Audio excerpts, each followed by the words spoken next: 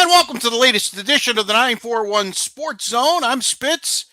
He's John, football starved Masoni. I think we're all football starved at this point. Yeah. Now that the World Cup's over, baseball just doesn't do it by itself. Although we got to talk about the Rays. Did you notice on the shot sheet there, sir? We have a magic number. Yes.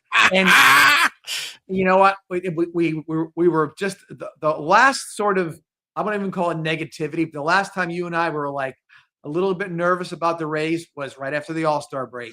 And right. Ever since then, it's been hitting. The pitching. Right. Pitching and then, well, I'm talking about hitting on all cylinders, even with the idea that it was that we had the trade deadline, and they did very well with that as well. So now I think the Rays are becoming more and more cemented into the baseball hierarchy as far as people who have these ideas that the Rays are going to be one of the.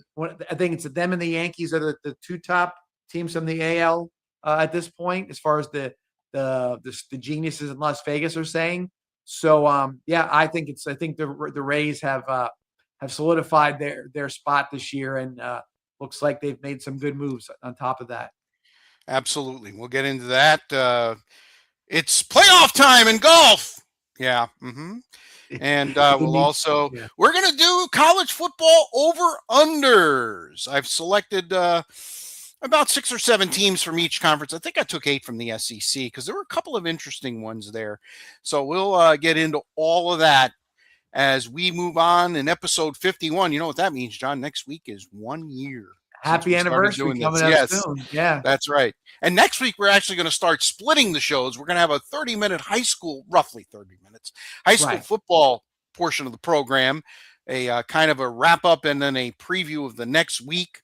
We'll let you know what our game of the week is, and then we'll do a regular 45-minute to an hour podcast covering everything else now that football is ramping up. That basically means football and then sprinkling everything else. Well, we got way ahead of ourselves by announcing the Welland Park Northport Kickoff Classic matchup, but that lent itself to the media day and whatnot. So I think from this point forward, it'll be a little bit more.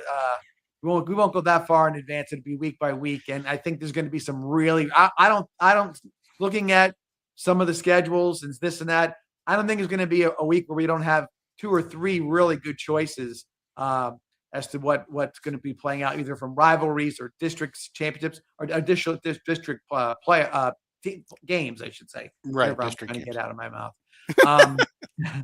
And especially with the districts being expanded, because now you have more district games than we've had the last couple of years. Last couple of years we had teams, a district with 3 teams, 2 games. It's really not if one team wins, that's it. You're in the playoffs and go back to your other schedule. So this lends itself to a much more crucial games all throughout the season. All right, the 941 Sports Zone presented by our good friends at Carroll GMC. Sales, selection, experience what car buying should be. Who can make you drive with a smile? Carroll can on the beautiful island of Venice. Monty Jacobs and the gang over there will take care of you, I promise. I am a testimonial of that when I was down there. Monty, they did extremely well. A reminder that we're on Facebook. We have been since the beginning. We're on YouTube.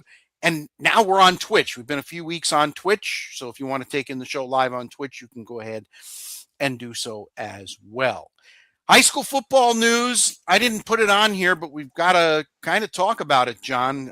It involves directly the Venice Indians. They're searching for another game because it appears, we gave all the pomp and circumstance to Coach Holkey for getting the Booker job and giving him congratulations. Well, I don't know what he's going to be coaching exactly. The week 1 game on the 21st against Venice has been, I guess the word would be canceled, correct? Yes, it's canceled. Yeah, I don't. Okay. And I think the situation is that they're trying to take this week by week. I would imagine, based on they just didn't throw the whole season in, trying to get things together, trying to figure some things out. I don't know how it works towards district games. I don't know how it works if you're just going to try to go independent, because like a like an emergency situation. You just something had to happen, or they if they don't have enough players or they don't have a team, they're done. They just got to go home and you got to start from scratch. So this is almost this is a death penalty kind of setup, like you would see. You're shutting down a program that was one of the favorites to compete for the 3A state championship, let alone the area district championship. And so you've gone from that pinnacle of success to virtually a non-existent football team. And I don't know how that plays out. It's sad. It's unfortunate. We've talked about all the circumstances leading up to it. I don't think it needed to be like this. No. If you were going to do something, it should have been done a long time ago. And that I will say this: you're probably never going to get one person to say, "Oh, it was my idea or his idea or collectively this idea." But I would, in this case, there should be some retribution or accountability, at the very least, by somebody who made these bad choices. Yeah. No question about it. It was known for a while. They tried to sit on it so that the players couldn't transfer. What's the number is it still 21? Is that the last number you heard? 21 players transferred? So, yeah. Okay. So you're basically looking at you're looking at fielding a JV team basically and playing, obviously they looked at Venice and said, we're going to lose 85-0. So why don't we just have another week of practice, if you will? The only way you have a team, Rich, is if the JV moves up. You don't have a JV. You know what I'm saying? Again, and who knows if the JV didn't, go away too. I don't know because nobody's really tracking something like that. But if it's become that much of a show, then who's to say why anybody would be staying around for football season? So. All right. So we'll keep our eyes on that. As of right now, they're supposed to have a game on the 28th, but that, of course, is TBD, if you will. We've got kickoff classic games this week. Finally going to hit the field with some games. Hopefully the weather will hold out. It was a very dry June and July. And, of course, we get started towards football season in August, and it starts raining every day, thunderstorms. It's like clockwork, John. But our game is Rich, about weather, dry conditions for the next 2 weeks, they're saying. So drier conditions. That doesn't mean that we're not going to get rainouts or not rainouts, but rain delays. But it looks like if we could get a best case scenario from the weatherman, it looks like for 2 weeks we'll be in good shape. We'll see how it plays out from there, though. Our game of the week, we announced it several weeks ago. Actually, we announced it right around the time we did our high school football preview in late July. It is Welland Park hosting Northport. This should become quite a rivalry. It really should.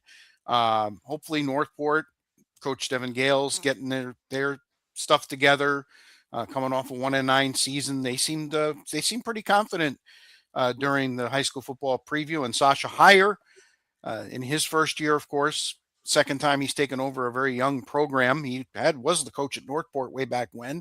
Right. He's now the coach at Welland Park after spending 15 years learning under the best and Coach John Peacock. I'll expect a check, John. Anyway, in all kidding aside, this should be an interesting game.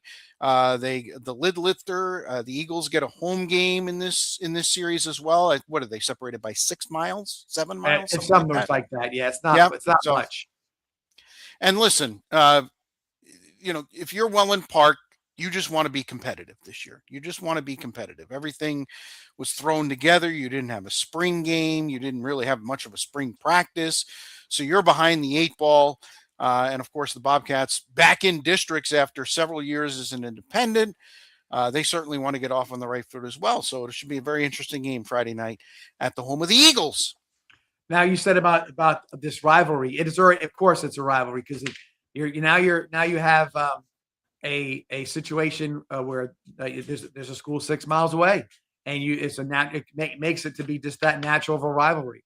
I think that Northport, Rich, if we're going to talk about Bobcats, I have a feeling that the step back into district play as from Independence. That tells me they're feeling like there's culture, they got players that they're back in it. Because you could have said, well, we need a little more time because really it was a reboot with the program, and so they're ready to go because they're playing in the 6A district with Venice, Riverview, Sarasota, Lakewood Ranch, Lehigh, you name it. There's going to be thrown to the wolves. You're going in head first, and so welcome back to district play, and I think they're ready for what they know what to expect. I promise you that. Now it's going to be a matter of how they can take care of their business. And as far as Welland Park is concerned, I know you talked to Coach Heyer at the media day. I've spoke to him then and since then as well, and he's talked about things that you want to kind of hear as a new school and a new program, about team culture, about getting the community involved, about facilities and this and that, sponsorships. Those are things that are program builders, beyond quarterbacks, running backs, you name it. You're going to get talented players, but you really got to build that culture. For me, the one physical thing that I know that Coach Heyer is going to really emphasize is the weight room. He was the weightlifting coach at Venice High School. He did very well with that. He knows the importance of building strength and team unity, because that's where you get to know each other and get to push each other, is in that weight room. And so I think you'll see that. I think he'll make a strong emphasis on that as time goes on. Couldn't really have a big off-season program this year like you would normally expect. So there'll be more for it towards next year, but got to know that's a big part of it. So we'll see what happens. It'll be fun. I'm sure it'll be festive, and looking forward to seeing what the outcome is. I can only imagine that Welland Park might pull out some different stuff. Right off the bat, you're going to go for that first game and see what you can do. I could see a few flea flickers or some other plays that fake kicks maybe going on. So we'll see how that all works out. But once again, a young coaching staff, going with Coach Heyer, and so we'll see how they play. All right, and if I was down there, I'd definitely be heading to Welland Park on Friday night. I think it's going to be a lot of fun. Going to ask a question that's really off the cuff here. Has Vibrant Aspect Media, are they carrying the games for them, or what's No, they've talked about a few things, but it's a very young situation because you're trying to always get volunteers and tie it into whatever media program they have at the school. With the Venice High School broadcast, I'll let you know that we have interns, and they are doing camera work and whatnot. So being able to have a 5-camera show or production comes from the fact that you have interns that are there. So I think that'll build itself at some point in time. I think that it's really what it comes down to, Rich, is trying to find people like you and me who want to sit there and announce the games. And be accountable and be there all the time. That's where you run into a little bit of trying to get it off the ground, because you can buy equipment and have a plan, but it's got to be put together with some folks. So I think that'll come probably next year with a little bit of time to develop that. I know Josh Grant is among the administration over there, and Josh is very, very well versed in the broadcast field. I know he did some games with you and for Vibrant with Venice. So, and that's why I know it'll get done, because that's right. Josh's forte. Absolutely. Yeah. All right. There is a game for real on Friday night. We've kind of been talking about this. Lemon Bay, who joins the SSAA officially on Friday night, as they will host the Hardy Wildcats at Veterans Stadium in Inglewood. And that is a game that's not only a regular season game, it's a district game. So a big game right out of the chute. I think they played a scrimmage on Friday night, if I'm not mistaken. I know, Coach Mensing and the gang were definitely fired up and ready to join the SSAA. And this should be a lot of fun for them. They're going to be in a league and a district where they're going to be highly competitive. Yes, and familiar foes. Yep. You know, a lot of the teams that Lemon Bay played in their district when they were in the FHSAA are going to be the teams they're playing. Hardee's, am I wrong? Hardee's Yep. one of those teams. Absolutely. So they're not meeting playing teams that they don't know or they haven't seen before. This was sort of what we talked about with Coach Mensing a couple of months back. There was a big wave of teams that were sort of in this. I don't know how to call it, but like I think it's the Southern Division. I think it's the Southern Division of the SSAA. But teams that went to this were classified in the 3A, 4A classifications and saw no light at the end of the tunnel, so to speak, to see how their playoff fortunes were going to turn out. So going with this and playing a lot of teams that have a similar, I would say like a profile similar to what Lemon Bay is. You'll see that come out. I think they're going to be. I mean, it's going to look like again, it's high school football. It's not going to look much different than if it said FHSAA on the mantle. It's right. going to look exactly the same. These two teams have played every year. They were in the same district.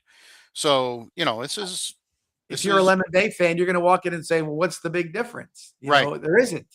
And that's what's good about it. I think it's the transition has been very easy to sell.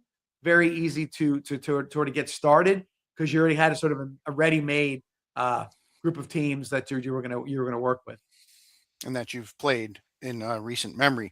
Venice is in a very unique position. They will play a kickoff classic against Naples Gulf Coast. I know Coach Peacock says if they turn the lights on and they turn the scoreboard on, I'm concerned what the score is. He's probably a little more concerned now because he's going to be off next week now with no game against Booker. And his opener's pushed back to the 28th. Yeah. And I will say this though, in their summer conditioning situations, they practice things that are I know I'm saying this wrong, but like a sudden change. You've got to be ready for a sudden change. You never know what's going to happen, right? So this is a sudden change. Now, as a coaching staff, your preparation for what was going to be one heck of a football game against the Booker Tornadoes, which is now an open date and trying to get a game that's got, you know, again, the schedule is a big deal now for teams like Venice and Cardinal Mooney and Riverview and all the like that have potential aspirations for being in the open division for the playoffs. So I know that they're looking for a game. I've heard, you know, obviously I've heard October, of course, there's an open date in October.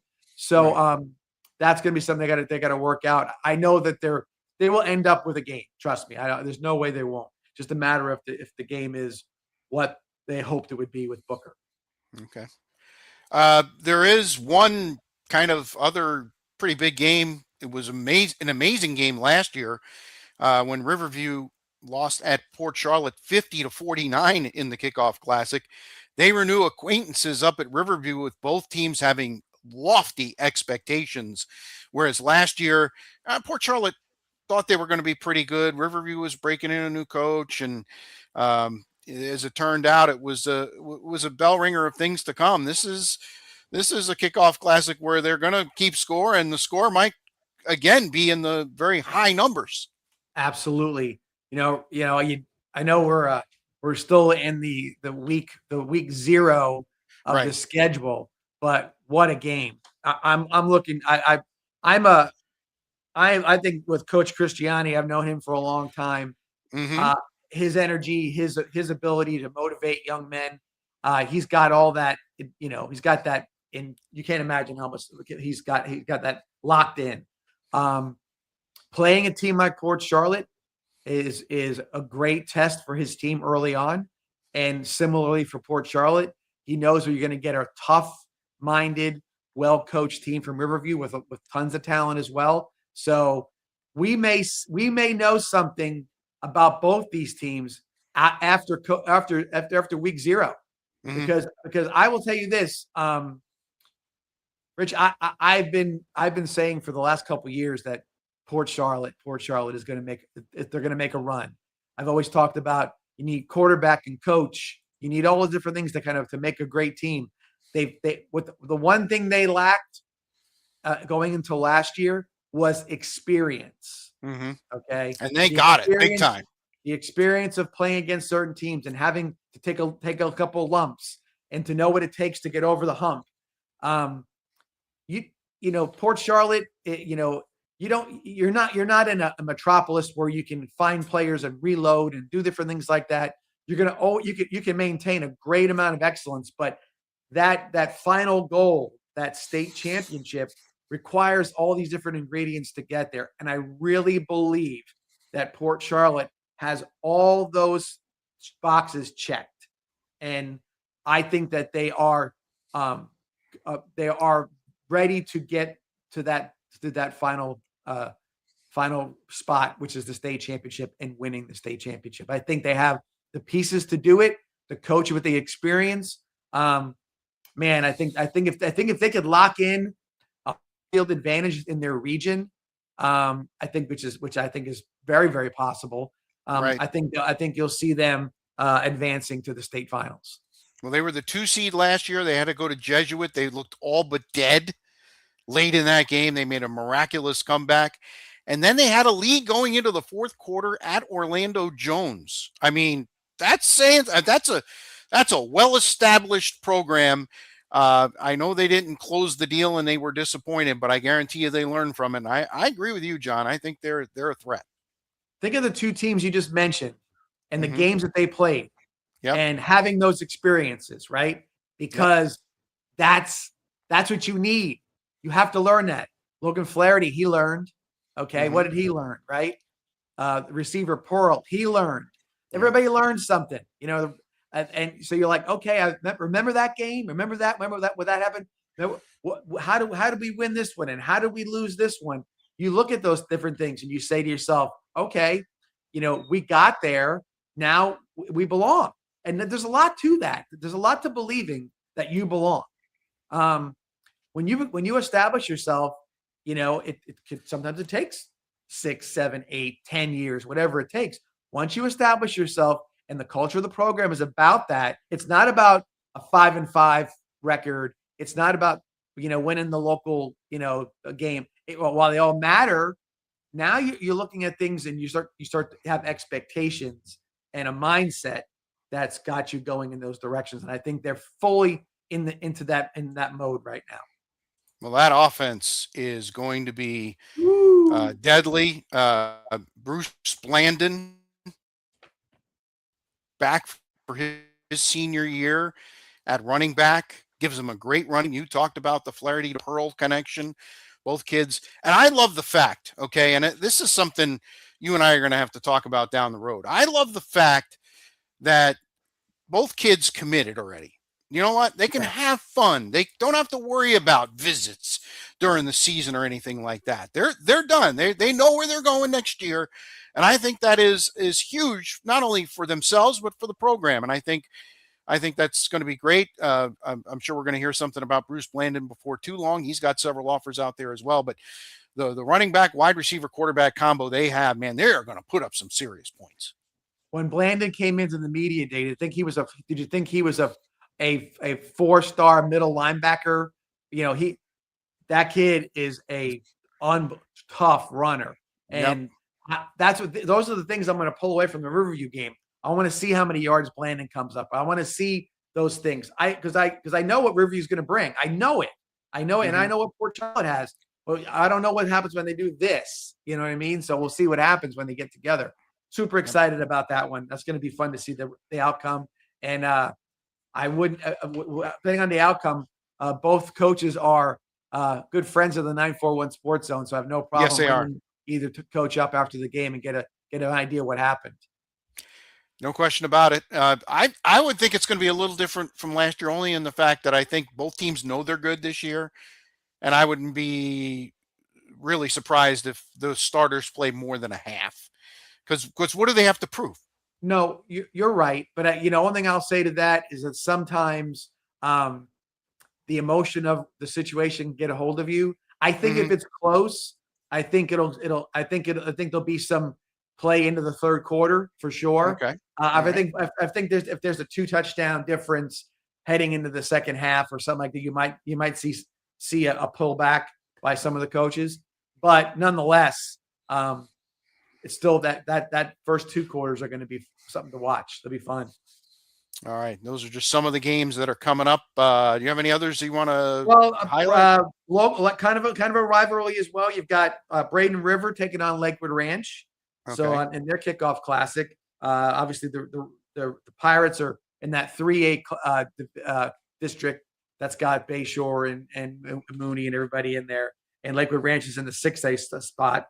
I had one more. Where was I? See if I can find it here real quick. Hillsboro and Sarasota. Yep, that's a good game. Hillsboro's a very well-respected program up in Hillsborough County, and Sarasota wants to be on the top echelon of their district, and for them to do so, I think they got to show well Friday night at home against Hillsborough. I think it's an opportunity for sure. And another one too, I did point out, put a little star next to it, is Palmetto versus Lake Gibson. Because Lake Gibson has been a perennial power out of Polk County, and they've had some big time recruits. So a good way to get started for Palmetto as well, taking on Lake Gibson. So looking again, some good kickoff classics, and looking forward to seeing how everybody comes out of that. All right, we're going to keep with the football. The Hall of Fame induction ceremonies were Saturday in Canton, Ohio. Quite the class, in my opinion. Quarterback Drew Brees. Wide receiver Larry Fitzgerald. I almost toyed with putting Larry at the top of the dais. He was just tremendous. Played his entire career at Arizona. I love that. Yes. Okay, he could have ran. Arizona a lot of the years was a meddling team, if you will, a middling team, and they did get to the Super Bowl, and Larry nearly won it at Tampa, by the way, and in Raymond James Stadium against the Steelers back in 2009. His 66-yard touchdown catch with under 3 minutes to go looked like it was going to be the winning score before future Hall of Famer Ben Roethlisberger hit Santonio Holmes in the corner of the end zone, and one of the most incredible catches when you consider the pressure, the time of the game, what it meant. Tremendous throw and catch there, but Larry Fitzgerald, and he paid homage to his dad, who was a tremendous writer in the Minneapolis-St. Paul area. Yeah. There were a couple times I didn't watch all of everybody's speeches, but I watched snippets of his. That right there is a man. He is a man. He's following in his dad's footsteps. He paid homage to him big time because he's only passed away in the last year. And I thought I was going to lose it when he said, "Listen, I'm the father of your grandchildren that you wanted me to be." I was like, wow. That's some powerful stuff. Yeah, and if you know, I get to go to the desert out in Phoenix every year, and they love Larry Fitzgerald. He is. I don't know if there's a guy that has held that lofty of a opinion from the fan base right through retirement, right through everything else. Carried himself like a true winner, and he did everything but win a championship. He was consistent. There are some wide receivers you look at and you say, wow, what made him special? He was a great route runner in college. You knew he was good. There wasn't a doubt how good he was going to be. And then character side of it makes it even better. And he had as much speed as he needed to have. The testimony to that was in the Super Bowl when he broke away from everybody on a slant and got them the lead with 2 minutes left in the game. So, he's definitely a guy that is a Hall of Famer in every sense of the word. By the way, I know you've listened to Dan Patrick as I do. I'll openly admit it. Did you hear his story of how he ended up at Pitt? No. The last time he was on. Okay, so they're on a recruiting trail. They're going to Penn State. They closed the interstate because of flooding. So they make a detour and head to Pitt and had a visit. And the next day they were going to head out to State College, and Pitt offered him right there and said, "Come play with us. We're going to make you an offer." And that's how he ended up at Pitt. He wasn't even going to be, he wasn't recruited by Pitt.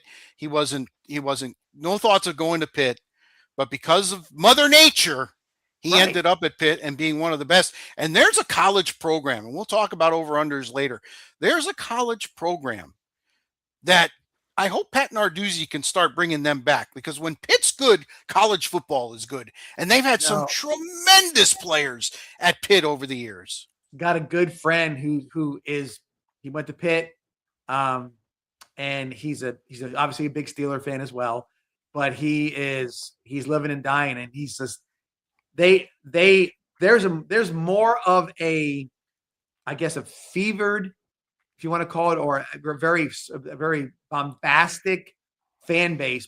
Pitt Panthers. They hate Penn State, and they sure as heck hate West Virginia. And those two rivalries are solid. Growing up, growing up, late 70s, early 80s, Pitt was there. They were always in the Tony mix. Dorsett, Independent Hugh Green. They played everybody. Dorsett, Hugh Green, Dan Marino. Go on and on and on and on and on. The big offensive tackle. Was it Freilich? I think, I believe you're right. So they had dudes all over the place, and they were fun to watch. And because you'd say and the Penn State game and the West Virginia game, backyard brawl. Yeah, I'm glad that's back. By the way, I'm glad that's back. And those are the games. That's the real deal. By the way, I was just kind of looking at something as you were talking before about Larry Fitzgerald, but ironically, there's a few other guys on this thing that only played for one team. Luke Kuechly. Yes. Carolina. And his career was cut short a little bit by injury. Did Roger Craig ever play anywhere else from the 49ers? Yeah, I want to say he played for the Raiders. Did he go for a year or so? Okay. I think so. That's what I wasn't sure of. But even so, the Hall of Famers usually don't get away from teams no matter what they are. You know what I mean? Right. Drew Brees obviously kind of got himself into the Saints after I would say a pretty good deal of success with the Chargers. Mm-hmm. And then obviously Adam Vinatieri was just clutch. I mean, that was good. I put him on there, and I don't know if you saw his speech or snippets of it, but it was almost like a roast of Bill Belichick. Yeah, and I don't know if I was comfortable. There's a time and a place. I don't know if roasting Coach Belichick, especially since he's struggling. His GM is currently on leave. I don't know, and I know he didn't go to Canton, and maybe that's why Vinatieri did it. He was a little hurt, maybe, that he didn't show up. But he explained himself on the radio today when I was listening in for a little while, and his thought was that he was afraid that if he did a speech that didn't have some levity to it, that he would be sort of blubbering. It would be kind of hard to do whatever. And he just thought that if I'm going to get up there and do something, I'll try to, entertain. He goes, but everybody that I kind of gave a little dig to was people that I care about. Right. They were all people that I truly, I mentioned them because I cared about them, and I just did it in a manner that was a little bit more, like I said, like a roast in some cases. But now, the McAfee line was on the edge, but that might have been the one especially for him. I mean, for Vinatieri to say that to McAfee, that was great because McAfee's nothing but those kind of jokes. So that was kind of good. But he was a tremendous kicker. He did say that the one kick that he's most proud of is the one in the snow. It's the tough 45 yards in those conditions. Pretty incredible. One. Yeah, that's the one. So nonetheless, another great kicker, another great player altogether. So good class, I would say. I can't argue with any one of them not being in there. That's for sure. Yeah, it was kind of sad to see Roger Craig on video telling everybody he's got dementia and he couldn't make it out there. I thought that was that's the side of football that the NFL doesn't want you to see, and it was front and center during one of their biggest days of the year. So it'd be interesting to see how that goes. They've kind of just been quiet and let it pass, if you will. Well, Rich, we could do 2 hours on concussion protocols and but protection of the players. But I will tell you this, I'd be interested to see, 10 years down the road, if we see less and less of the CTE stuff because of the helmets being better, the hits being sort of taken out of the game in some situations. I don't think you can get away from all of it. The helmets have gotten better. You can now wear the big kazoo thing on top of the helmet. I love that kazoo. Yeah, so you can have that thing on there as well. Yep. But that being the case, it's going to be because the Roger Craigs of the world, they were. It was still highlight reels where guys getting blindsided and getting concussed and you name it. Yeah. So we'll see if whatever they're doing now can kind of lower that down a little bit for some of these players that are playing now. Yeah. And there's, the players that didn't make it came close this year. And they only put in 4. Craig was part of the veterans committee was put in. I don't know if they have to change the rules or what, but we're going to get a backlog. I mean, think of all the guys that are available, starting with Gronk. He's going to walk right in. I mean, Adrian Peterson, those two are guaranteed. If they don't come out, there's something serious. I mean, it's like, it's like Belichick not getting voted in this year. I guess his punishment, everybody says, will be over next year. But yeah, there's quite a class. There's a backlog. There's Torrey Holtz of the world who should be in the Hall of Fame who are not. This is getting to the point where I don't know if they've got to loosen things up a little bit.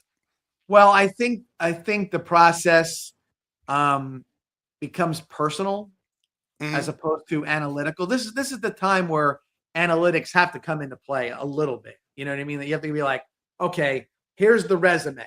So why are we not putting this guy in? What's the reason behind it? And if it's, if you want to say, well, this or that, you want to start getting nitpicky about it. I'm not saying just open the floodgates, let everybody in, but there's some guys that based on their numbers, the games they played in, big games or whatever it may be, that they definitely deserve to be in there, and they're just sort of being, I don't know if it's caution. I don't think it is. I think it's this. There's like this. Well, you're only going to get in unless we, I say you get in, and you didn't treat me right, or whatever. Who knows? But there's some things that you.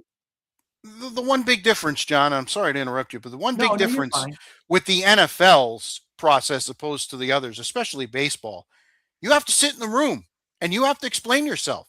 Right. With all the people involved, and I guess. There is some fallout from the Belichick thing last year. A few people lost their votes, are no longer going to be part of the room. Whereas in baseball, you just mark off X's, lick the stamp and send it in. So I think the process. I like the process. It's just like 2 years ago there was only 3 members put in, and last year there was only 4. So there's 3 slots that could have been taken, and there are guys worthy.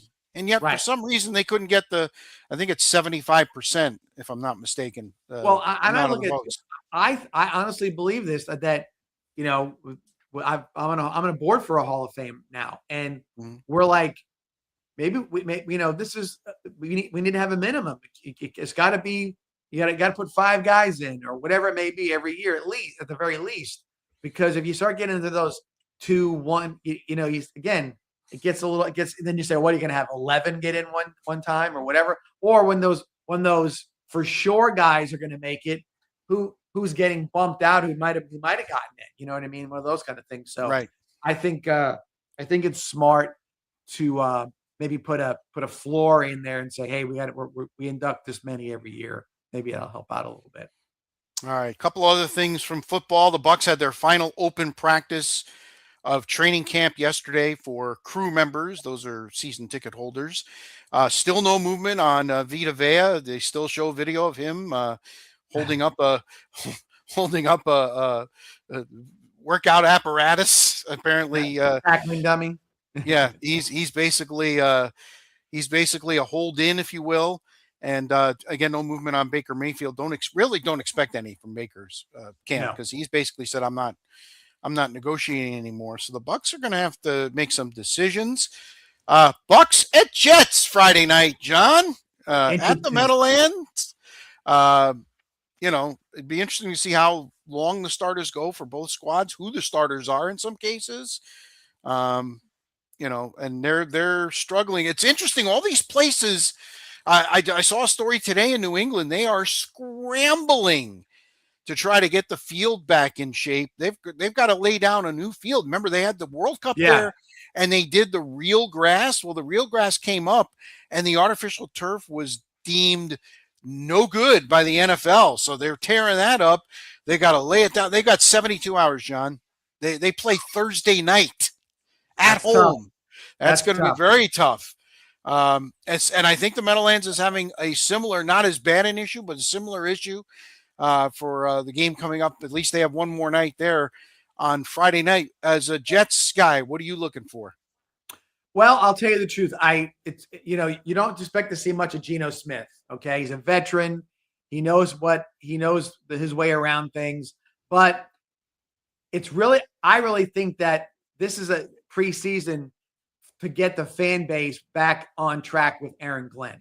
Yes. So you got to say, I think Aaron Glenn's gonna, and maybe even management are so like, hey, you know what? We need to win a couple of these preseason games. We do not need that negativity, that black cloud coming over our heads. Because honestly, Rich, the Dolphins should be absolute garbage this year.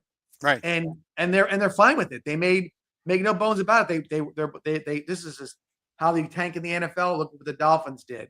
Mm-hmm. The Patriots and the Bills are playoff caliber teams. But I don't know. The Josh Allen thing. I'm starting to hear a lot of other people say the same thing on the radio. What has he done? He hasn't won anything, and this is his last chance. Oh, this is When now he's married and he's got a kid and he's kind of changed a little bit. Right. Yeah. Things are a little different. So, and the Patriots, Mike Vrabel. Okay. I'm sorry. That kind of stuff that comes out in the offseason, it's got to have some effect on preparation, on where your head is. There's a lot going on there. And I'm sorry, I hate to say it, but that story ain't going away. Nope. I promise you that sometime in mid-season, somebody's going to say, "Did you see what happened now? They found Diana Rossini and Mike Vrabel in a house together," or it's going to be something along those lines, and it's going to keep coming up and coming up and coming up.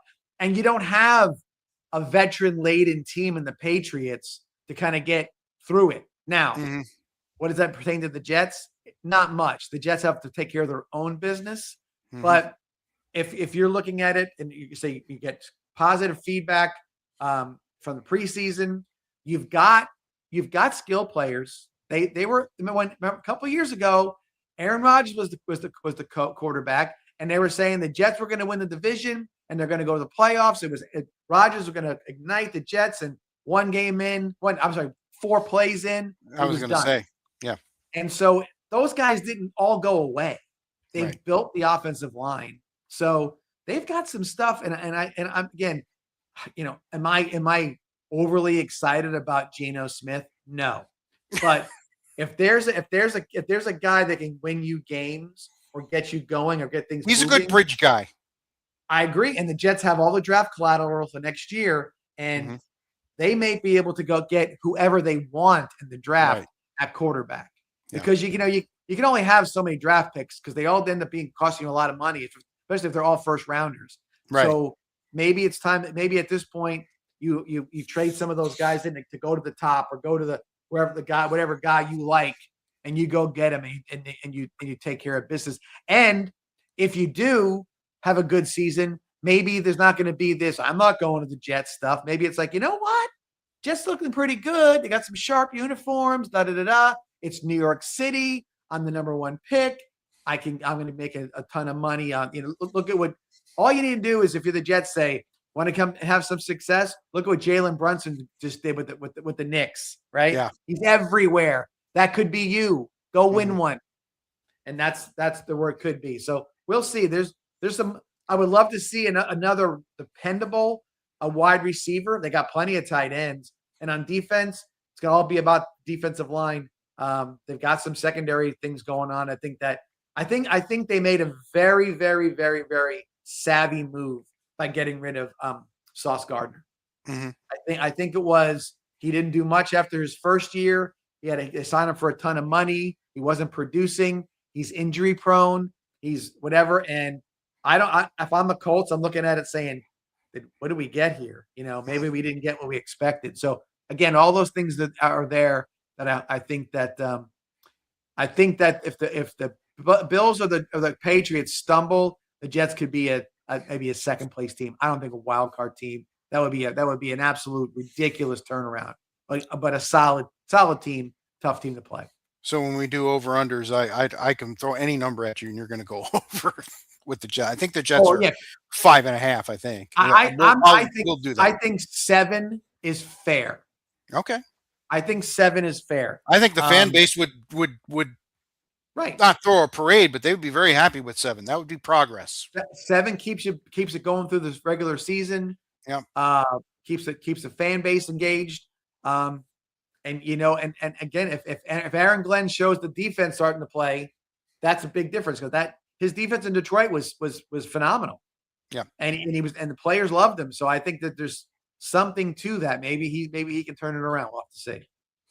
One other note, the NFL announced on Monday as we record this that they're going to allow a designated sideline staff member to initiate replay challenges. Now, I was reading the story. I think so that person and the head coach can throw the challenge flag, if I'm not mistaken. It was kind of murky, but I would think that you got to designate the person before the game. Obviously, when the officials come over, I'm sure they're going to say, "All right, who's your guy? Who's your red flag designate, if you will?" Because a lot of times head coaches miss stuff. I don't know, maybe another set of eyes. Yeah. But what happens when that assistant coach throws that challenge flag and the head coach is like, no, and it doesn't work out, and I could see this becoming a little murky. Well, I can tell you this. What I think is going to happen is that guy's going to have a headset to another guy who's going to be the one actually making the decisions. The flunky throwing the flag is just going to be the guy throwing the flag. The flunky. What can he see that a guy up in the press box wouldn't be able to see? And I think what happens is, honestly, Rich, and I love football coaches. They don't think like us in a lot of cases, right? So when they look at they know that there's going to be it looks like the flag needs to come out. If all he's doing up there in the press box is looking at it from the right perspective, I'd rather have that guy making the call than the head coach in a lot of cases. Because that guy's going to look at time of the game, the situation where it's at, field position, you name it. That's all he's going to be looking at. And you say to yourself, well, why would you pay a guy to do that? Those are crucial situations that you're throwing those flags on in. Right. There's going to be a team strategy on it. I don't have a problem with this. It's going to be interesting to see how it plays out. But I don't think the flag guy is going to be making the choices. I think there's going to be somebody up top making those choices. All right. So there's a designated on the field to throw the flag, but there's actually going to be a designated in the press box. And that kind of makes sense. All right. The 941 Sports Zone presented by the good folks at Carroll GMC, Monty Jacobs and the gang. Who can make you drive with a smile? Carroll can. They've got sales. They've got some selection. I was looking over the vehicles the other day when we were at our high school football preview. Experience with car buying should be, and they're on the beautiful island of Venice, Carroll GMC. All right. The moment I've been waiting for. I'm as gambling guy on this podcast, even though I'm still 2 games behind you, John. College football over-unders. NFL over-unders we'll do next week or the week after, but definitely time for college football. We are fast approaching the start of the season as we record this. I believe there's 19 days to week 0. Can you believe that? Yeah. 19 days. 19 Under days. 20 days. Yeah. And we're going to have real college football. So I thought it would be a good thing for you and I to discuss a few over-unders, give our opinions. I didn't go through everybody, but I went through teams that I thought were interesting. I saw over-unders and went, that's an interesting number. A lot of the top teams, from the big conferences, some things really stood out to me, and I will get to those here in just a second. Let's start with the in-state teams, and we'll start with your Florida Gators. The over/under is 7.5. It's a great number. It's a perfect You number. think so? Because we've all said that, all the guys that I go to the games with and whatnot, we'd live with 7. We'd live with 7. We would be happy to see 7. You're in a bowl game at that point. 7 successful. 8 would be great. Really good. Right. 8 would be great.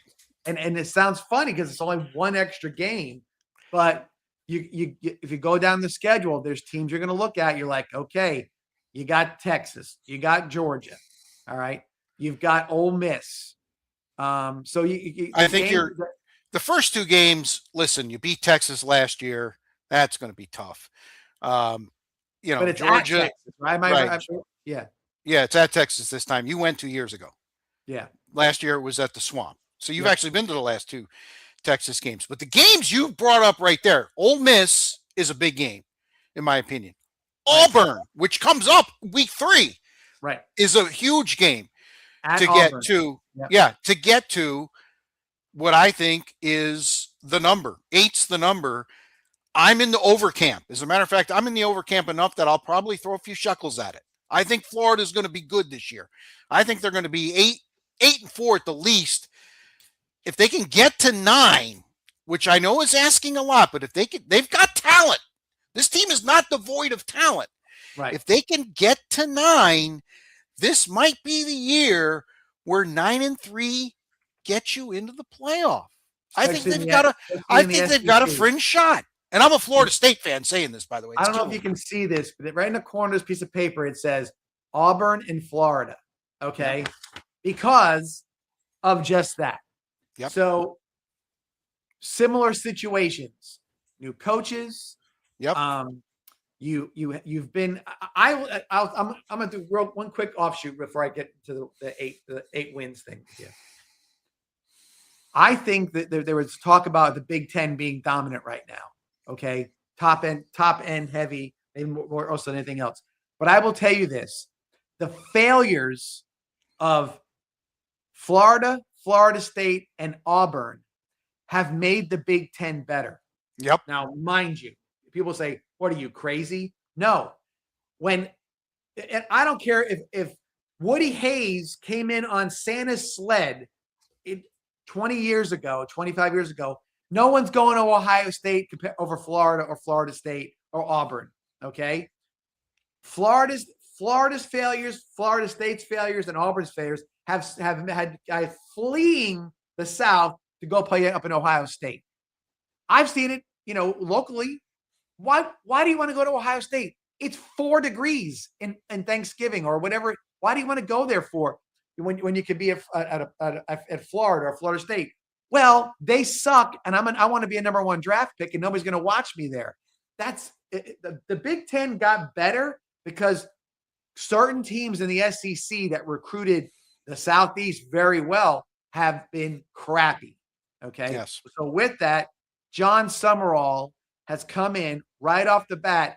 The best thing he did in all off season was keeping his good players from leaving to go in the portal. And a lot of them did that. He sold them on it. He's got the situation going their way. So yes, I'm an 8-win guy for Florida. I think it's 8 wins for sure. The only thing that can happen to Florida is if somehow or another they lose all their quarterbacks or something along, because 1 and 2 are not really 1 and 2. They're 1A and 1B, which means you have none. But in the same token, it also means if one guy isn't playing well, you can put somebody else in there. I think in college it's not nearly as bad as it is in the NFL. I don't. No, you're right. I think carrying 2 quarterbacks in college is not what it's like in the NFL with the negative connotation. Right. And you play the first couple of weeks. You got 2 very winnable games. It's basically a job audition to see who starts for Auburn. Right. It is. And and 2 Golish and I'm drawing a blank. Summerall. Yeah. 2 decent coaches. Going to be a fun game to watch for sure. No question about it. There's, uh, he won with USF. If he doesn't win with Auburn, do the folks at Auburn start getting a little upset? I mean, they think that's the one thing about that Auburn job and why I was kind of surprised that he took it, because Auburn always thinks they're better than they actually are. Does that make sense to you, John? No, because it's the idea that Alabama's the giant, it's this giant red wave that takes over, and they're always like, oh, we're going to show you, we're going to show you, we're going to show you, and then they sort of just they don't have sustained success. Right. They get flashes or whatever. They don't have sustained success, and unfortunately, I hate to say it, but I'm not so sure that Auburn is a destination spot for coaches. Right. Because what's the biggest name you've ever seen, or a big name guy coach at Auburn? Was it Pat Dye? Pat Dye, I think. Well, again, even that goes way back to the 80s. Yeah. You got Tommy Tuberville. He's a senator now. I mean, did he make a big push? He was a Miami. He was the fourth or fifth guy on Miami staff that got a head coaching job. He wasn't the one guy off there you wanted to have. A couple guys. I mean, Gene Chizik wins one, but was he really that guy? Obviously, that was Cam Newton. That was the Cam Newton show. Yeah, and then you had what's his face, the coach that was Malzahn. Yeah, Gus. Yeah, the Gus bus, which by the way is parked these days. So yeah. Anyway, all right, let's move it along. Miami is 10.5. And that's another one I think I'm going to throw. Yes, I'm going to throw some shekels on. So in order for Miami, for you to collect that, they're going to be 11-1. They play Notre Dame. Notre Dame's going to be ready for that. The game's in South Bend. It's late in the season. Okay. The Miami kids don't like going up there. They play all the ACC hard teams, Louisville, SMU, So I think Miami's an under. I think that's kind of a number that was borne out from last year. And by the way, it was an under last year. They were 10-2. Yeah, right. It's definitely under. Yeah, the new quarterback. They got players. Don't get me wrong, but it's you can't lose all that on the defensive line and then all of a sudden replace it. And I'll ask you this. How if that number was there and they were playing in the SEC, would you even think that would be the number? No. Well, I'm gonna listen. We'll get to the SEC. Okay. Yeah. That number would never be there. Okay, because you're gonna hear some numbers that are gonna be like, really? That's it? Kind of thing. So, anyway, all right. Florida State 5.5. Under. Wow. I think if it's under, we got a new coach. But yeah, they can win 5. And but I don't know if they can win more than 5. So that means they're going to go 3-7 against the real teams. Wow. Yeah. That would be the end. And listen, if they're gonna win 6, I'd rather them win 5 and make a change. Right. Because six is just so meh.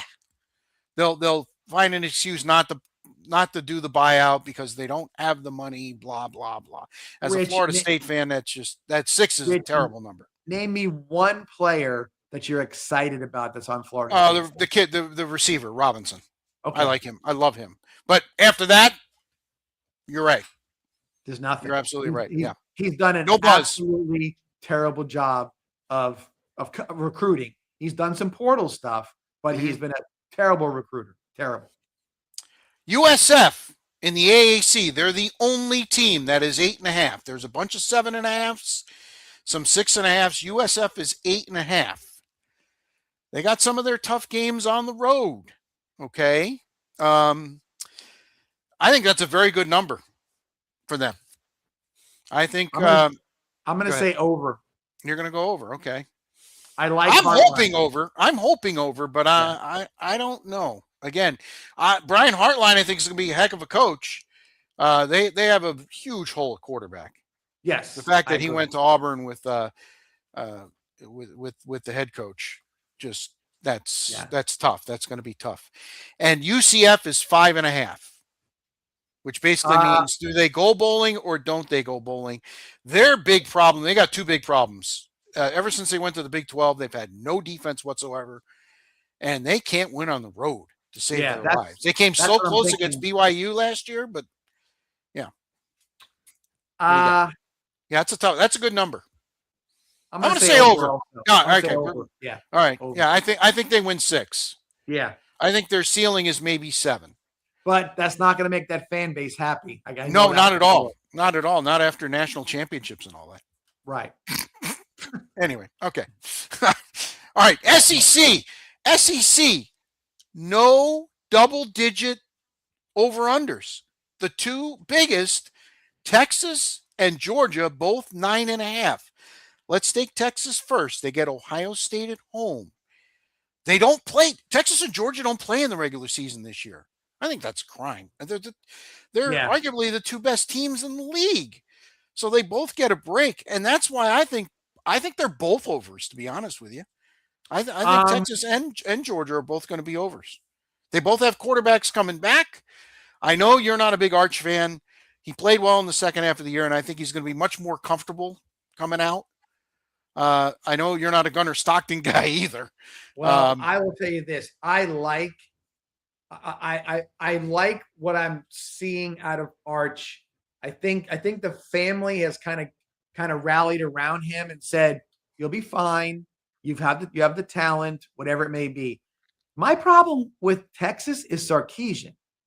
Really? Okay. Wow. I'm just not 100% sold on him being the guy in a pressure situation. You know what I mean? I don't see. I'll tell you this: if you told me right now, make a choice, Steve Sarkisian or Mike Elko, I'll take Elko. Yeah. So A&M's got a better coach than Texas does. Yeah, they did more with less. No, they did more with less last year. Their quarterback. So I'll say very mid. Georgia over, Texas under. Wow. If Texas is under, then Sarkisian could be in trouble. He could be in trouble because. But I mean, under at 9, it could be, you lose a game late, you're in the playoffs. I don't know. Well, I don't know. The 9 last year didn't make it. Now I know a lot of people think 9's going to make it this year. But the fan base is not, with all the money they're spending. They've outspent Ohio State. Okay. The fans expect, and the guy I was going to have on, my buddy Robert Garcia, who unfortunately is ill and he can't join us. The buzz in Austin is SEC championship or bust. Well, and I understand it because they're looking at Arch. But, the thing is, this is like, when Peyton was at Tennessee, okay, no doubt how good Peyton was. He couldn't win, right? He couldn't win he bumped his head on didn't win a lot of championships. No, he didn't. Who was his coach? Phil Fulmer. Phil Fulmer. Yeah, Phil Fulmer. Is Phil Fulmer going to be a Hall of Famer? We used to, as a Florida fan, we loved that they used to have this big cutout of face of Phil Fulmer with his face was like this or whatever it was. I'm like, that's what he feels like in his head. I just don't see him that getting over the hump. You know what I mean? I don't see it. Okay. So we'll see. What was big Steve Spurrier's big line about Tennessee? You can't spell citrus. Can't spell citrus without UT. Yeah. I love that. God, the old ball coach. All right. Then there's the 8.5s. There are 3 of them. Alabama, who was a 10.5 last year and came in way under. Ole Miss is 8.5. And Texas A&M is 8.5. And you talked about Mike Elko. Reed's back at quarterback. Did he get any better throwing the football? That's the big question. Yeah. So let's. Are any of those? To me, Texas A&M is an over. Alabama and Ole Miss are unders. You said Texas A&M is an over. Texas A&M is going to win at least 9. Yes. Okay. But I think Alabama is definitely an under. Definitely. Alabama's definitely an under. Hold on. Wait a minute. Hold on. It's Paul Feinbaum on line 2. Oh, yeah. Listen, I'm not a Kalen DeBoer guy either. I know you are. And everybody's like, well, there's a big showdown at quarterback. Well, you're coming into another year with a new quarterback, and I don't know.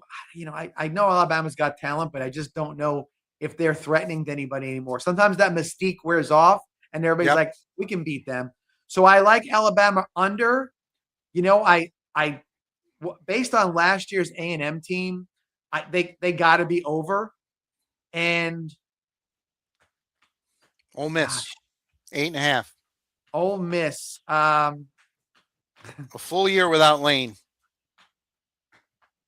I'll say over. Okay. All right. Fair enough. I think so they're we 9. disagree on that. I think they're okay. 9. Okay. All right. Oklahoma and Tennessee are both 7.5.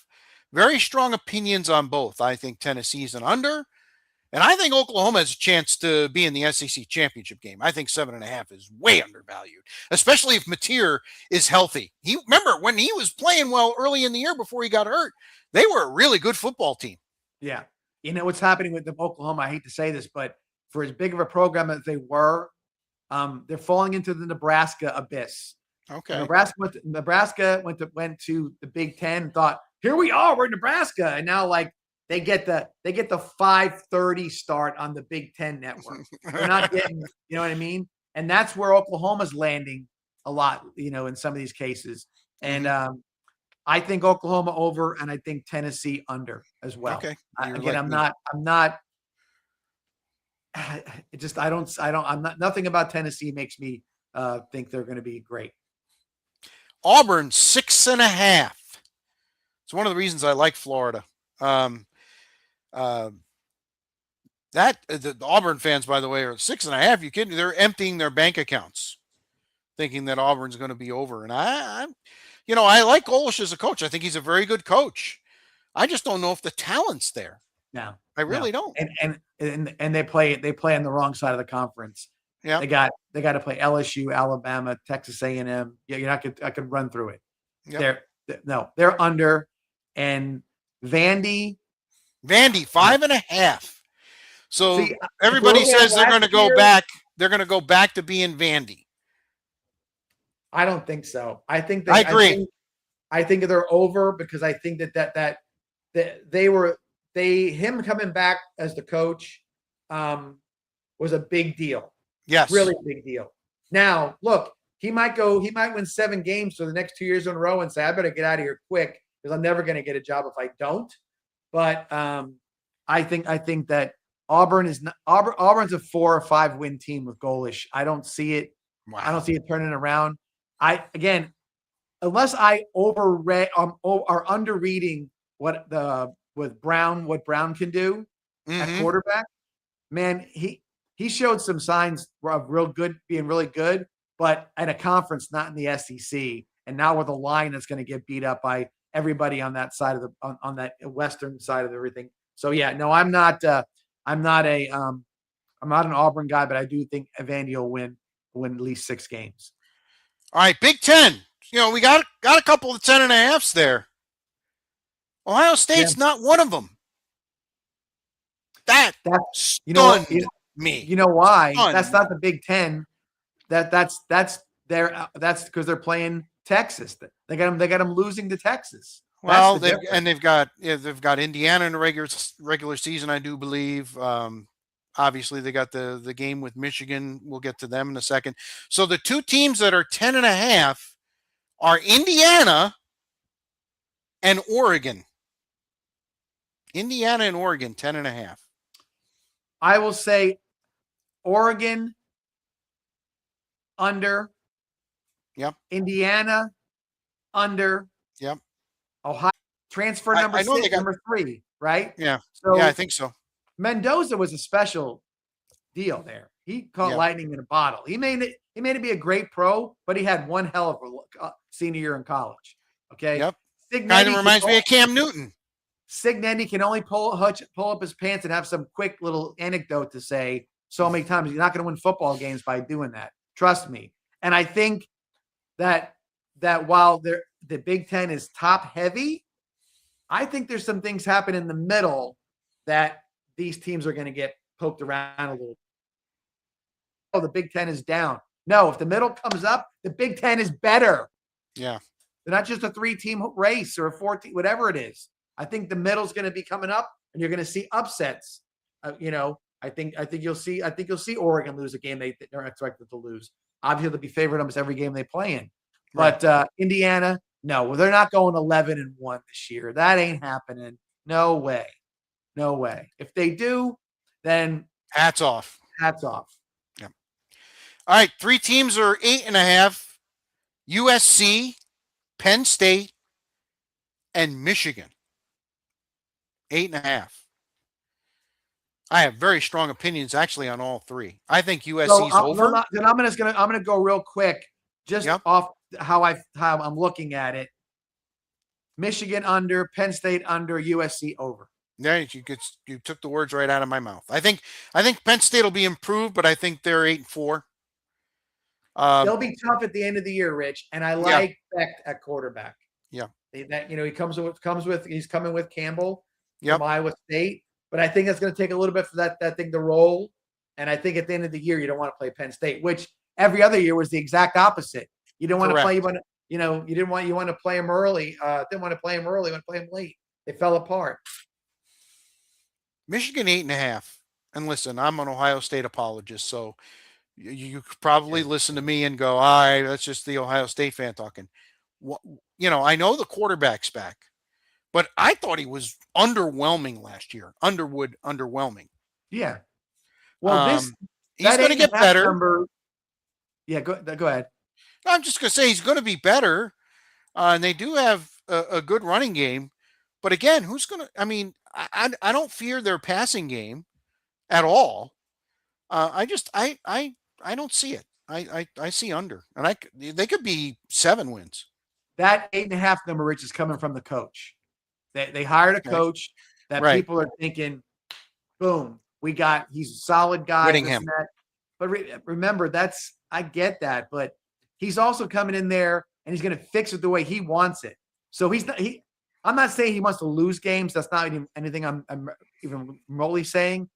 But he's not going to go in there and be like, well, I want to keep this kid in here because we got to fight through it.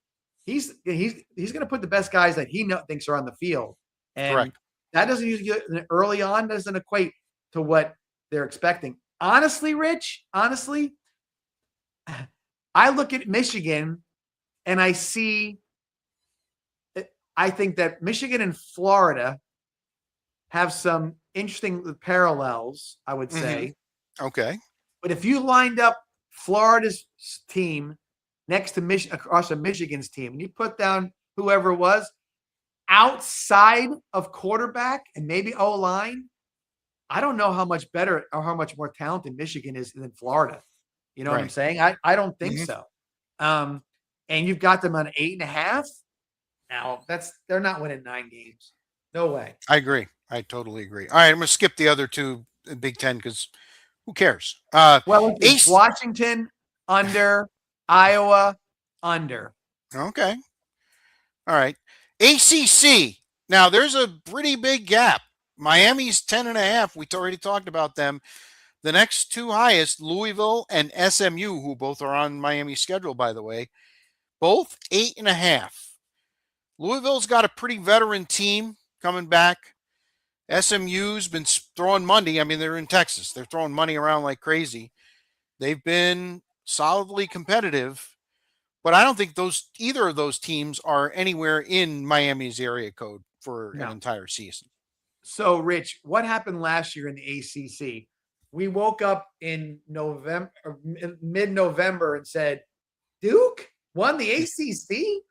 Nice tiebreaker. Where did they come from, right? Yeah. What happened? Nice tiebreaker. That's the ACC. Yeah. So if I'm looking at it, I'd say under. Everybody under, because that's how they performed last year. They just beat each other up, and not beat each other up because they're all good. They're all mediocre. That's why Miami's 10.5. I get that. You look. I get it. Somebody's got to win 7 or 8 games. I shouldn't say that. You're right. Right. SMU has been the most consistent team over the last couple of years as far as what they've done. If Pitt could get past could play the last 6 games, they play the first 6 games, they'd be a playoff team.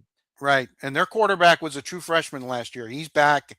and I like him a lot. Yeah, I think Pitt's an over of all these at 7.5. And listen, I'll take a flyer on Clemson. You think Dabo's just going to waltz into the sunset at No, 7.5? I'll get serious with you. Louisville is over. Okay. SMU. No, wait. No, SMU over. Louisville under. Okay. I got Clemson over. I got Virginia under. I got Pitt over. I got NC State under. Virginia Tech is interesting. Yeah, James Franklin, 6.5. Yeah. And Georgia Tech, interesting as well. I will say Virginia Tech under, Georgia Tech over. I'll be the opposite. I'll take Virginia Tech over. He's got enough of those Penn State kids that came over with him. And I think Georgia Tech, we saw their quarterback actually win the Hall of Fame game. Haynes King. Yes. That's a huge loss for them. I think Georgia I agree with that. I like their head coach. Yeah? I think he's a no BS guy. He's a line of scrimmage guy. I like his style. Georgia Tech's the team that you say to yourself, how do we just lose to those guys? And they're not winning games by 20 points. They're winning at the end of the game on a field goal, close games, 4th and 1 or something like that. All right. Big 12, Texas Tech is a big number, 10.5. A lot of people think it's them and BYU. Houston is kind of lurking. Utah is always, really good. So actually, these numbers in the Big 12 are kind of high. Texas Tech, 10.5. Let's start with Texas Tech. Under. So under. So you think they're 10-2? Well, listen, I think there's a lot of weird stuff happening at Texas Tech. Yeah, starting with who's quarterback, right? Right, and they got a quarterback situation. It's got a little gungy feel to it. They lost a lot of good players last year. I know they got portal money again, but that was a lot of really good players that came their way. So definitely under on Texas Tech. BYU 8.5. I think they're going to be over. Yep. What's his name? Bear, the quarterback. Yes. 47. Yes. Back for his sophomore series. Yes. I agree. I like him. I think he's a difference maker. They're going to be fun to watch too. Houston, I don't know. I'll say under. Yeah, they're a veteran team. A lot of people are hanging their hat on that. Well, I don't know much about Houston, and I'm always looking at Utah because Utah always does something well. They're always there. They're always tough. Yeah, but I don't like the 8.5 is a really tough one. I think they're both. Maybe you know what? I'm going to put them down both as under.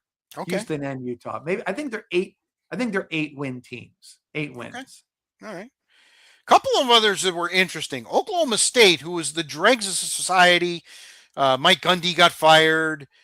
They apparently went out and spent a ton of money to the point where they're 6.5.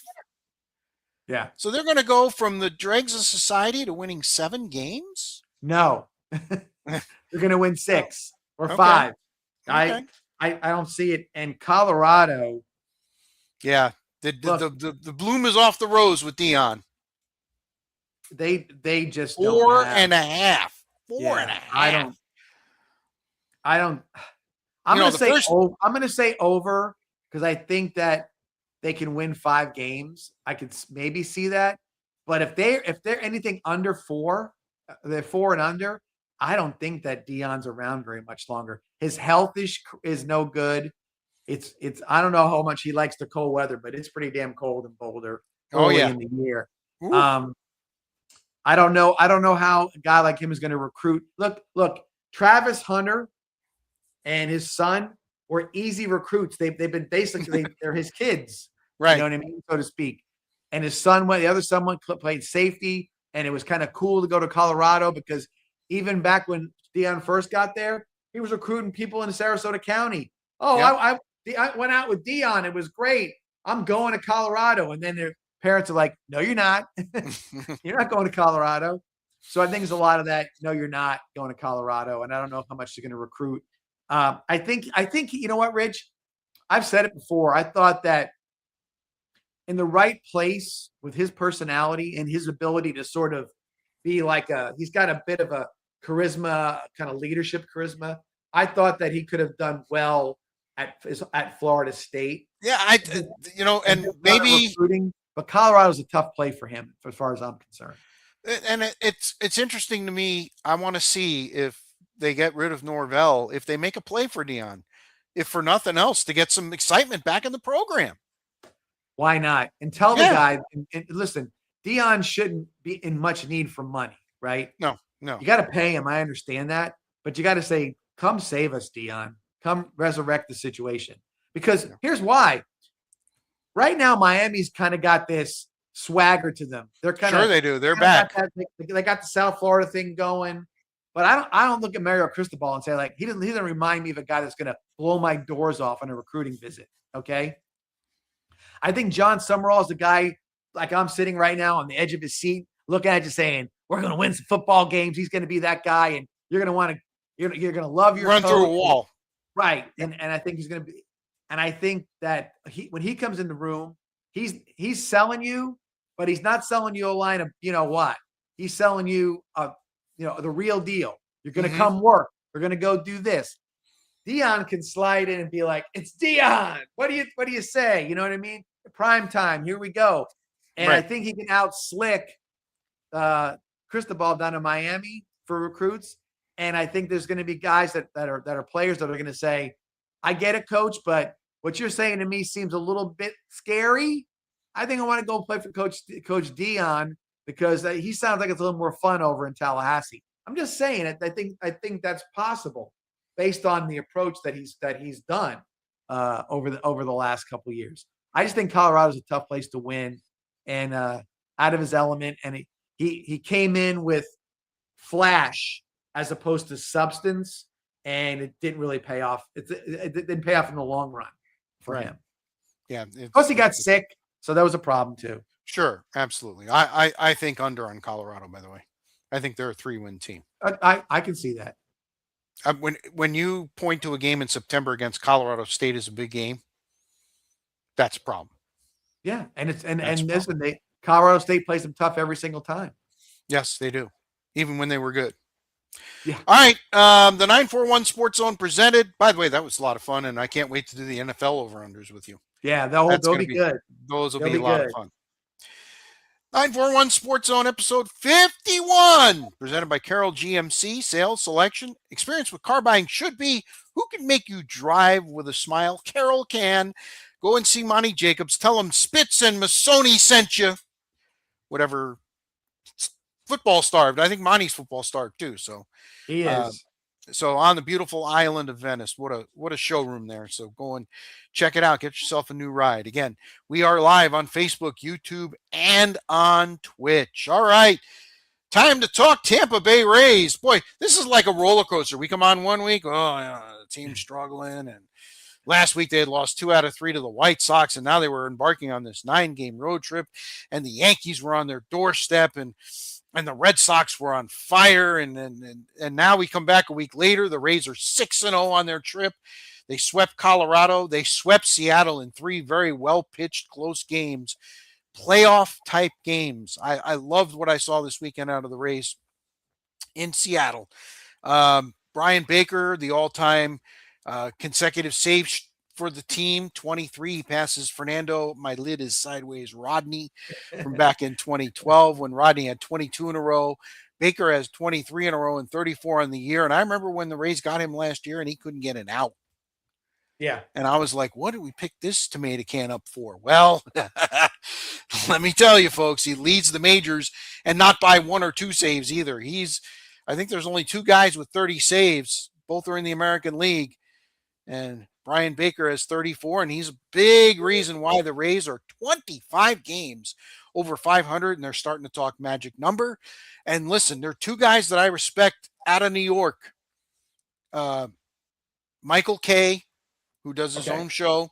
Yep. And the other one I think was I forget what the FAN. It was another guy from FAN that's a big-time Yankees fan. Both of them have come on the air and basically said, the Yankees are playing for a wild card. The Rays are going to win the division. They can see it. Right. Because you watch the Rays. If anybody out there is not watching the Rays, watch a Rays game.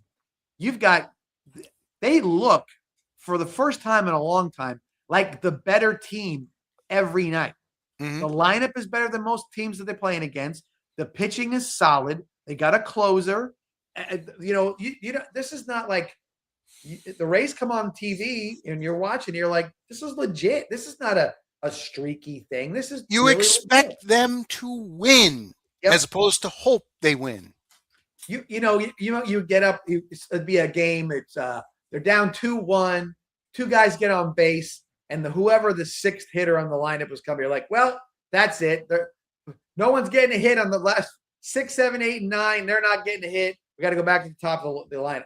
Now everybody hits. Everybody makes plays, and they swing the bat differently. And I don't know if this is it's whatever, but it always seemed like the Rays were like just very stiff and predictable in a lot of situations. I'm watching. They got athletes on that team. Yep, man. They got sure guys do. who can swing the bat, who can field. Hicks looks like a pretty darn good pickup from the Marlins. Yeah, because a guy lots of clutch hits already. Absolutely. And I think there's a lot of pieces in place for Kevin Cash that he can really play with his lineup. He can get guys in there with hot bats and DH or move people around. I just like the team. It's really a Rays team, but with just a better players across the board. Agreed. They look to start or to continue the win streak at Sacramento on Monday night.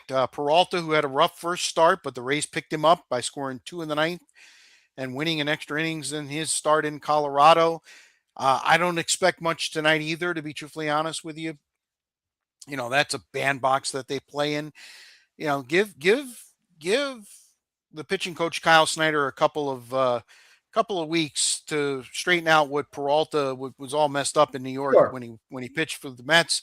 Again, this guy won 17 games, not 3 years ago, not 4, last year.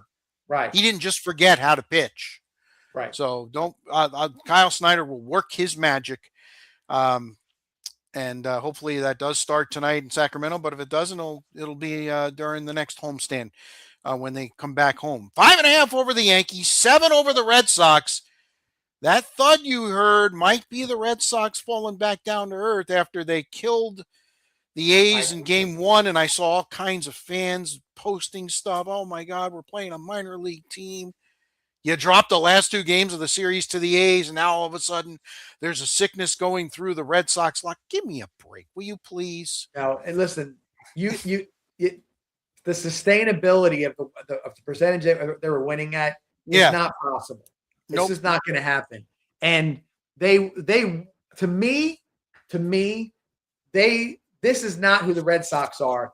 I think they were more like the beginning of the year. This is the anomaly. This is not the norm. I think you'll see the Red Sox go back, and it'll be a great second half of the year, no matter how whatever happens. They just had a great run, but it's all going to kind of come back to them, and it's going to be here's the deal: that they're nothing to lose after All-Star break, and let's say all of a sudden you look around like, hey, we got to win this series to get back in the wild card race or whatever. That's a different pressure to play under. I think that'll affect them as well. Water eventually finds its level. Yep. So I think that's so 5.5 over the Yankees, 7 over the Red Sox. Magic numbers 39. Yes, 39. I'm tempting the gods by starting magic numbers this early, but you know what? I'm the Rays are going to win the division. Yeah, the Rays are going to win the division. They're going to be the best team in the American League, and you're going to have to go through Tropicana Field, which, by the way, they're 41-18 at home. Okay. Look, and now they're with this winning streak. They're now 30-28 on the road. Remember, we were bemoaning the fact that they weren't winning on the road. Now all of a sudden they're over 500 on the road. Hello. Look, they go out west and they're winning games you can get a little lazy in Colorado and Sacramento and whatever. And so, and the Mariners they were a great team last year. They're just having an off year right now, but they're capable of a lot as well. So now they're going out there and they're winning games. They come back home. I just think you're right. I think that's the case. You're gonna see the Rays go like, oh, they got a 5-game lead over the Yankees, and it's gonna do this. It's not going to go way high or way low. I think it's going to kind of monitor itself, and I think you'll see them settle in on that. One thing I did hear, which is a little bit of it doesn't make you feel great, but Rays win with the best record in the league means they got to probably play the Yankees in the playoffs in the second round. Well, yeah, if the Yankees get by whoever they have to play, right. And again, they've got the injuries. Does Judge come back? Does Stanton come back? It looks like Stanton's actually going to come back before Judge. Yeah, that's what they said. The question is, does Bellinger come back before Judge? And when does Judge come back? I don't know if he swears he's coming back, but what is he going to have 2 weeks before the playoffs start to get a swing right? Yeah, that's what I mean. If he's not in the lineup by next week, he's going to have a long time. Not going to be easy to get back into shape. That's for sure. And he's not even doing baseball activities right now. So it ain't going to be next week. It's September at the very, very earliest. All right. The other team I want to talk about is the Dodgers, who have all of a sudden hit the skids, losing 8 of 10. They're still well in front in the West. I think they lead Arizona by 7 or 8 games, but they're not going to lose the division. But now they're behind Milwaukee and Atlanta. Yeah. So they're currently the 3rd team, which means they would have to play in the wild card round, an extra round of playoffs. And with all the injuries they've had, that makes things kind of problematic. They're not the cinch that everybody thought they were even 2 or 3 weeks ago. Only thing that worries me is that they just have if they got those 5 guys in the starting rotation and they can get them all, at least 4 of them up to speed. Yeah, that's a tough deal. But that's a big if right now. Right. Well, you're right. It's definitely a big if. Milwaukee, I mean, they got a little swagger going on right now. They sure do. So they did nothing at the trade deadline. And everybody was bemoaning the fact they didn't do anything at the trade deadline. Well, they looked at themselves and said, "We're good enough. We don't need to go mortgage the future." At the very least, it makes it fun in the NL playoffs because before, after that point, you were thinking, well, we just got to watch the Dodgers kind of mow their way through this. And now at least it makes it somewhat more of an interesting scenario playing out for the NL playoffs. All right, golf FedEx Cup begins this week. Woohoo! Liv finished their year, and apparently they've got enough funding to have another year, which I think is kind of interesting. The question is, what happens in 2 years when the PGA goes to this split format? St. Jude Classic in Memphis, top 70 going. Yeah. Any excitement at all? No, not at all. I like the course. It was always a part of the regular tour. And the word is, John, let me stop you. The word is it's going away. Yeah. Really? This has been a staple forever. And St. Jude, I mean, that's big money raising there too. So that makes me sad. It does. So with that, while you're still probably going to turn it on Saturday or Sunday afternoon, depending on what's going on, because you're going to see who's hey, is Scotty hot or whatever, because most of the guys are going to be playing. I don't think Rory's playing still because you don't have to. Right. But it's going to get I think by the next one it'll be everybody who's who is going to be there. Well, it goes 70, 50, 30, right? 70 this week, 50 for the tournament in St. Louis, I believe. Yeah, 50, and then final tournament in Atlanta is 30, top 30. So I don't know, Rich. It's again, if this was a regular PGA Tour stop, I'd watch it. There's no doubt about it, I would watch it. It's just the idea that this sort of it's the pace of this playoff really isn't really exciting, so to speak. Mm-hmm.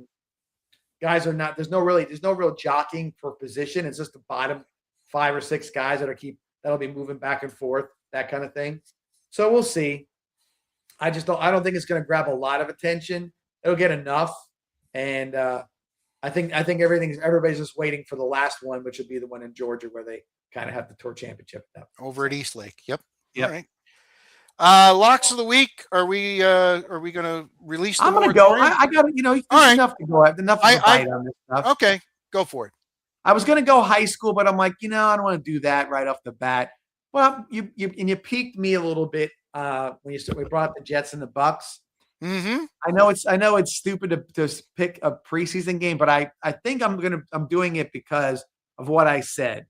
Aaron Glenn needs to win a football game as quick as possible. So I'm picking the Jets. Whatever the number is, I'm sure the Bucks should be favored or whatever it may be. Oh, no. I'll look right now on my FanDuel account just for you to tell you what the number is. All right, let's see. NFL. All right, this is tremendous podcasting right here. All right. Let's see. Lions, Bengals, Dolphins, Commanders. Jets are favored by 2.5, and you have to lay $120. Well, like I said, I'll take the Jets to win. Okay, fair enough. I'll take the under in that game. How about that? We'll have the same game. 36.5 is the over-under. I think it's going to be one of them 16-14 snooze. Well, no quarterbacks are starting. Jets have got, I guess you're going to see the Clemson quarterback for the Jets. You're not going to see Breece Hall. You're not going to see Garrett Wilson. On the flip side, you're not seeing Baker Mayfield. You're not seeing Ibukwa. You're not seeing Godwin. You're not seeing anybody at all. But you'll see some guys. We'll see. With the, I wonder if they're going to have Kenneth Gainwell play a little bit in that game. I think they will. He's been tremendous in camp, and I think they really want to. They really want to feature him. I don't know if you're fantasy football, right? Or do you? No. Okay. We played 1 year. We did it 1 year when I was at your place. And I was brutally pathetic, and I would constantly be like, "Oh crap, it's 105. I didn't put my lineup in." Yeah. So a lot of people are saying that Bucky Irving is not to be taken earlier than you think he does because Kenneth Gainwell is going to get a lot more touches and catches and whatnot. So it's going to be interesting to see how that looks. And both defenses, I want to see both defenses, but I will take the Jets. Okay, and I'll take the under. We'll get back into the swing of things. You have a 2-game lead. Question is, do we want to get to the 1 year next year and clean the slate, declare you a champion and start over, or do we want to just keep going? Let's think about it. Let me think about that. Yep. Yeah, think about that. Let's think about that. Yeah. All right. Think about that. All right. So it's time now for what's bugging me. You want to lead off? You want me to go? You can go. Go ahead. You'll go switch it up a little. You go first. All right. The thing that's bugging me is I'm going to go high school. I'm going to go the Booker situation. Yeah. I know I've used it one other time, John, but again, I think the kids have been exploited to the point. And you know what? Here's the thing. The adults tried to control things, and it blew up right in their face. And now this team was in the state semis last year, and it's very likely that they're not going to play a full season. In fact, there is some thought, like you've said before, that they don't play at all. Right. And the adults in the room were not the adults in the room. And it bugs me that these kids have to suffer. Now, the 21 that got out of there, they're going to be all right.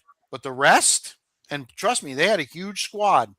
The rest, it's unfortunate. I feel really bad for them because they're just a victim of circumstance. And it bugs me. And it bugs me that Sarasota County and their sports. Let me just finish and I'll jump in. That the AD and everybody's just trying to keep this hush hush. Nothing's really going on. Just the only time something gets bubbled up is if a reporter such as Emma Moon or Xavier brings things up, and then they try to again sweep it right under the rug. I think it's crap. I do, total crap. Well, what I was going to comment on is that is the thing. Who's going to be get the accountability, because it's not, there's no media that's going to knock on the door and get them off there and get them to talk about it, whatever. Right. It's going to be parents. Mm-hmm. And unfortunately, they're going to try to squash this and say whatever, I want to know who made the decision to do what they did. What adult, and it can't be the coach. because he got fired. Okay. Who decided to play the cards the way they played them? Because you can't tell me that you thought something different was going to happen. You can't tell me your motives weren't to keep kids stationary in their spot. Yep. So for me, I want accountability. I don't know if you're ever going to get it. And and because it's sports and they're going to be like, well, we got bigger things to worry about. They're very good. They're very good at figuring out how to stifle the situation and try to move on to the next thing. That's they're very good at it. So I would nothing would surprise me. Although what happened to Booker was very surprising. But as far as a response, I'm not surprised by this lack of response. All right, you're up. All right, so I'm going back to golf, and I was sort of downplaying the whole Memphis this week and everything else because the damn live won't go away. All right. So I have a problem, not because I watch live or not because I think that there's anything that they have to offer that I want to watch. There's nothing about it that I'm interested in, except for the fact that they keep getting thrown up back in your face. They were done. Piff walked away from the Saudis are out and blah, blah, blah. What do you know? They have a mystery person who is going to fund the tour for a year. Who the hell would sponsor that or pay for that? What do you pay? Did Bryson DeChambeau talk some guy, multi-million billionaire guy to say, hey man, I'm about to lose my paycheck. Can you come on over and we'll play rock music on the 16th hole? It's team golf. Have you seen it? It's great. No, it's not great. It's terrible. Sometimes when you get so frustrated with something, I'm like, you know what? I'm going to watch this. It's in New York. Let me see. Right. Rich. Well, it was in New Jersey, actually. Yeah. How come everything in New Jersey is I don't know. I think talk it's New York, stupid. but go ahead. Right. Anyway, go ahead. So listen, there's two guys left to duke it out to win the championship, that whatever. Joaquin Neiman and Harold Varner the third. Harold Varner. They're going for it. Yeah. And a couple of guys, but League Westwood made a good shot. David Faraday said on the broadcast, he says, well, he goes, people at home must have been watching, and now they're coming out to watch them play here because they're coming to see some good golf. You mean to tell me that somebody in New York City said, hey, let's drive to New Jersey or whatever it may be, and let's go see what's going on at Live? There were 19 people around the green. Okay. There's nobody there. And he's noticing two people walked up. Hey, people are showing up. Could you imagine saying that you think that people are walk up? It's a walk up deal. Oh my God. Who the hell would sponsor this? Who would be a part of it? I don't know. There's nothing to offer. Not a thing to offer. It's a failed experiment. The guys who went into this thing thinking that Phil Mickelson was going to, show them the way, and they were going to take over golf because these yahoos were the most important. Rich, I don't think after the top 15 guys that anybody even knows who the other 33 guys are. Mm-hmm. There's names that come across there. Oh, here's something like, who the hell is that guy? I have no idea who he is. And it's on Fox because Fox, picked it up, thought maybe they catch lightning in a bottle, probably gave him next to nothing. It's got to just go away. The idea, every year that goes by for DeChambeau and Rahm and whoever else you want to throw in the mix, every year that goes by is one more year before they're going to get back into the PGA. And I think that they're looking for anybody because they're just looking to save face somehow to get to the end of their contract and said, I was leaving anyway. That's whatever it may be. And if DeChambeau thinks that he's going to get more hits on his YouTube page because he's at Live, then go for it, dude. Because your performance in the majors shows me exactly where you are with your game. Yeah. And where is that? It's nowhere. Dustin Johnson, it's nowhere. John Rahm was fiddle-faddle with a little bit of PGA. It's proving out. They're not playing competition. They're walking, they're sleepwalking through these tournaments. There's 25 people there at these things. People are walking. I've never heard of walk-up fans at a golf tournament. Never heard of it. It makes no sense. And with the shotgun start at 48 players, it only takes 4 hours to play. So you're not even, people are going out there. You're not even getting a full day on the golf course. Part of the fun of a golf course is that, hey, it's all day. You come and go, whatever it may be. Not here. So anyway, once again, I'm talking about LIV because they won't go away. God, I can't wait to see the guy he's probably going to be some dummy who made money on a hedge fund or invented something for you can use on your car. I don't whatever. It's going to be something like this, and that's going to be the guy who's going to save golf or save LIV. No. So yeah, I'm bugged by LIV again. All right. Well, both bugged by something we've been bugged by before.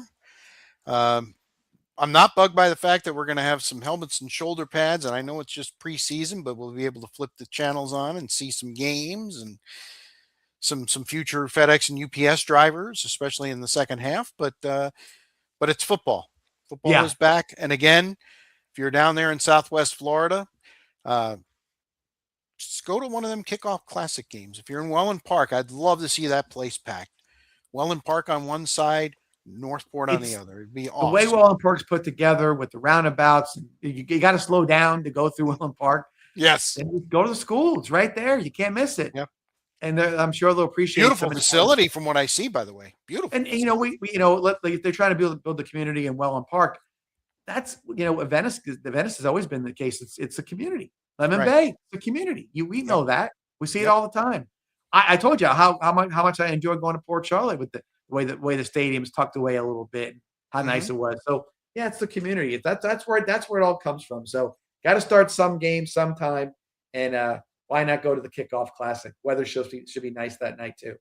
Yes. All right, that'll do it for the last version of the first year of the 941 Sports Zone with myself and John Massoni. Football starved. Going to be able to eat a little bit, John. We'll be back next week. Again, we're going to be splitting the show. We're going to have a 30-minute high school podcast, and then we're also going to have a 45-minute to an hour regular podcast. So look forward to that. We should be doing some NFL over-unders in the next couple of weeks. That'll be a lot of fun. Make our predictions for the divisions and who might take the trophy on Valentine's Day this year. That's right. Yeah. The Super Bowl's on Valentine's Day. Well, it's, eventually where it's going to end, Rich, is going to end up being, it's going to be the weekend before President's Day. That way everybody has a day off so they can keep selling Super Bowl right Sunday. Here. Because Monday's President's Day. The following day is President's Day. So. That's where we landed. So that's how it's going to be. And I think that was the inevitability. It took them a long time to get there, but they finally did. All right. For John Football Star Massoni, I'm Spitz, and we'll be back with you again next week. We record on Mondays. Like us on YouTube. Hit that like button, please. We're on Facebook. We're on Instagram. We're going to be on Spotify. You might see us on a little bit more and more on social media as we get a little more savvy with stuff. So we got some. Do you think we could ever get you to be on social media there, John? Yes. Well, that's what I'm waiting for somebody to say here. Okay. All right. Till next Monday, guys. So long.